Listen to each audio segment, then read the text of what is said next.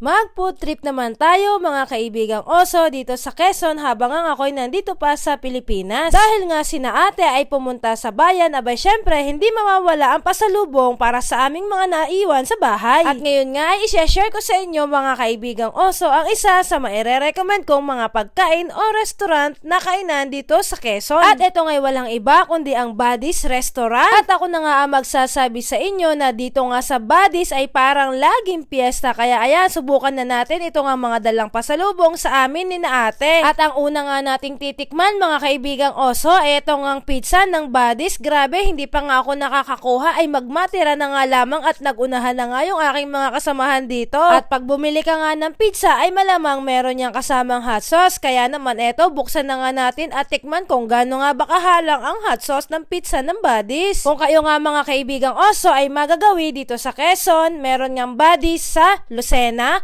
meron din sa Candelaria, at syempre subukan ninyo yung Buddy's sa Lucban, Quezon. Dahil sa pagkakaalam ko, ang Buddy's Restaurant nga ay nagmula or nag-originate sa Lucban, Quezon. At talaga nga namang sa pizza pa lamang ng Buddy's ay talaga nga namang napakasarap at sulit na sulit ang ibabayad mo. At eto naman mga kaibigang oso, ang favorite orderin ng inay sa Buddy's, yung lumpiang ubod nga. Bale ito nga mga kaibigang oso ay isang sariwang lumpiang ubod. Kung hindi pa nga kayo nakakatikim ng sariwang lumpiang ubod, ay tikman nyo na nga ito sa Buddy's dahil nga napaka-interesting ng lasa nito. Ang laman nga nito ay napakaraming ubod tapos merong lettuce. Bali nga meron tong kasamang sauce na ibubudbud mo nga dito sa ating ubod. Malamang nga sa malamang yung sauce na gamit nila ay homemade. Ang lasa nga nito ay medyo manamis-namis. Pag nailagay mo na nga yung sauce ay lalagyan mo rin ito ng peanut. May kasama na nga rin ito, kaya naman magbe-blend talaga yung lasa ng ubod plus nung sauce na medyo matamis plus nung peanut. Para nga sa akin ay masarap siya and napaka-refreshing ng lasa dahil nga sariwa lahat yung mga nakalahok dito. Kaya kung ikaw ay mahilig sa mga sariwang pagkain o kaya naman ay mga fresh, ay malamang magugustuhan din ito ng taste buds mo. Kung magtatanong naman kayo mga kaibigang oso kung ano nga ba ang lasa ng ubod, ay medyo matamis-tamis nga po ito. At ayan nga po si ate nag-e-explain nga sa amin nung kanyang mga pinasalubong sa amin at hindi ko na nga po natanong kung magkano nga ba yung mga presyo nung binili niya. Dini nga mga kaibigang oso, ang aking inay ay tulala sa pagkain. Hanggang dito na lang muna mga kaibigang oso. Bye-bye!